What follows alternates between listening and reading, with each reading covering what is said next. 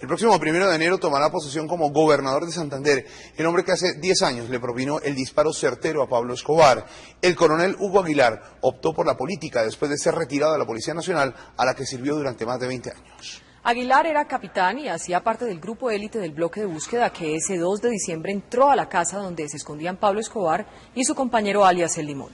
Ahora retirado de la peligrosa carrera de buscar delincuentes, Aguilar admite que el jefe paramilitar Carlos Castaño fue fundamental para ubicar a Pablo Escobar y señala que la participación de Estados Unidos fue menos importante de lo que se cree.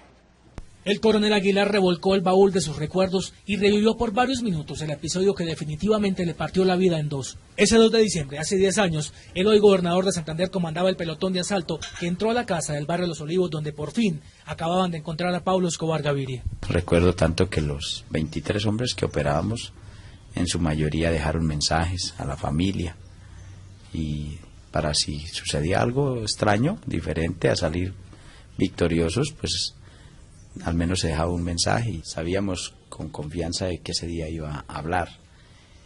Y teníamos todo planeado. ¿Por qué? Porque habíamos logrado el visto bueno del presidente de la República, del ministro de Defensa. Los recuerdos también le ayudan a confesar casos insólitos, como las varias veces en que Pablo Escobar pasó en taxi por las narices del bloque de búsqueda, fingiendo ser un simple conductor. Un agente me llama por radioteléfono, yo lo estaba observando al terminal taxi. Diego me dijo: jefe, observa ese taxi. Dijo: mire, ese tipo todo mechudo y barbado, pues se parece a Pablo Escobar. Entonces yo le dije: no creo, está muy gordo, está muy mechudo y todo barbado. Pero él lo dijo así, jocosamente. Y otros dijeron, lo tomaron del pelo, otra gente dijo: eso no es un taxista y así tranquilo.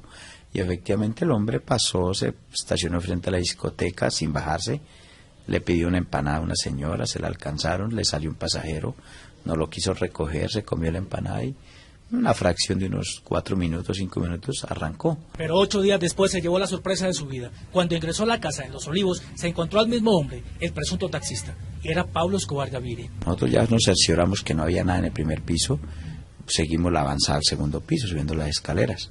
Yo iba adelante y lo primero que él dice: aquí está sucediendo algo, y ahora le hablo, y cuelga el teléfono.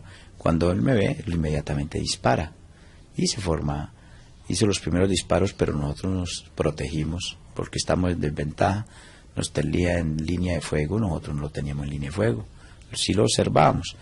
Él hace los primeros disparos, trata de irse hacia una habitación, tal vez la habitación estaba con seguro, no pudo abrir la puerta, vuelve y hace otro disparo, y ahí es cuando corre hacia una ventana falsa, un hueco que habían hecho, y ahí nosotros tuvimos línea de fuego y yo le disparé. Ahora se siente con autoridad suficiente para desmentir los rumores según los cuales agentes de la CIA y de la DEA participaron activamente en el operativo. Pero lo que sí confirma y sin tapujos es que los Pepes colaboraron indirectamente y que Carlos Castaño Gil fue su informante. Yo recibía llamadas de él, se hacía pasar por el fantasma y él avisaba, decía: mire, tal parte va a estallar, él llamaba, decía que era el fantasma, y mira, habla el fantasma con su voz ronca: en este momento va a explotar ya un carro bomba. Y efectivamente la información era exacta y contundente, y no solamente la recibía Hugo Aguilar de inteligencia, sino también la recibían en Bogotá, la recibían en el mismo ministerio. ¿Castaño de dónde llamaba? Castaño llamaba mucho por radioteléfono, entonces era difícil ubicar el sitio. ¿Pablo Escobar tenía infiltrado incluso el mismo bloque de búsqueda?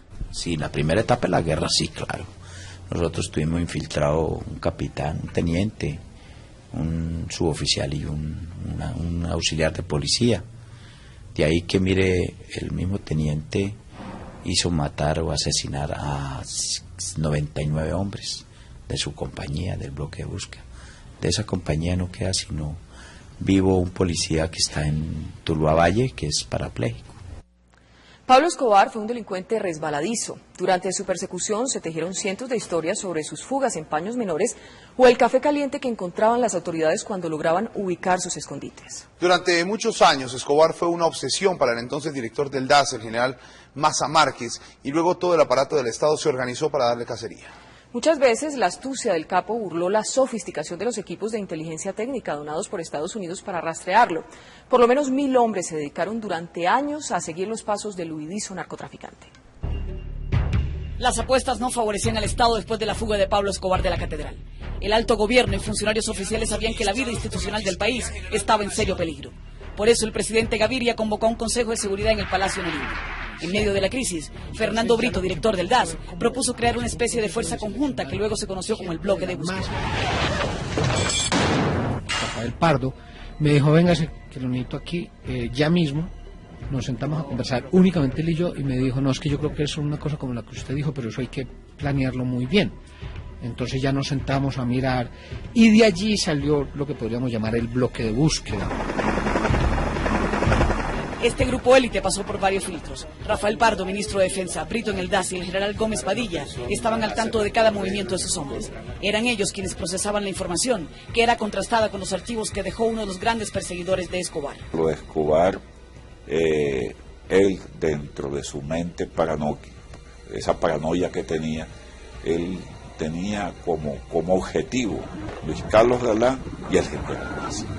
Ya había eliminado a Galán, entonces el único objetivo que tenía por eliminar era el general Maza. Carlos Gustavo Arrieta era el procurador general. Ordenó tomar las fotografías que pusieron al descubierto los lujos en la catedral. Estuvo presente en la entrega. Y hoy, 10 años después, reconoce que la corrupción estuvo a punto de impedir que se ganara la guerra contra el cartel de Medellín. El poder de corrupción de Pablo Escobar, que tenía infiltradas personas en todos los estamentos del Estado, inclusive la misma Procuraduría, que hacían muy difícil cualquier labor de persecución de ese señor, porque cualquier intento de ir tras él siempre se tropezaba con información que salía subrepticiamente de la entidad, que le llegaba a este señor, y por consiguiente cuando las fuerzas de seguridad llegaban a donde él estaba, él ya se había ido. En la policía, el coronel Hugo Martínez fue quien diseñó la estrategia que condujo finalmente al paradero de Escobar. Era el hombre más protegido y gozaba de la absoluta confianza del alto gobierno. Hubiéramos querido una captura, un juicio, él mismo no lo permitió. Y no creo que con eso se termine el problema del narcotráfico en Colombia. Y el propio Javier Peña, quien fue uno de los funcionarios de la DEA comprometidos en esta cacería, reconoció que el éxito de los operativos contra Escobar se debió a la policía colombiana. La operación donde muere Pablo Escobar fue la Policía Nacional de Colombia. Los héroes de verdad, como lo he dicho todo el tiempo y lo sigo diciendo. Fueron 16 meses de persecución contra el que fuera calificado el hombre más buscado del mundo. Más de 1000 hombres participaron en este gigantesco operativo, que culminó el miércoles 2 de diciembre de 1993 a las 3:30 de la tarde.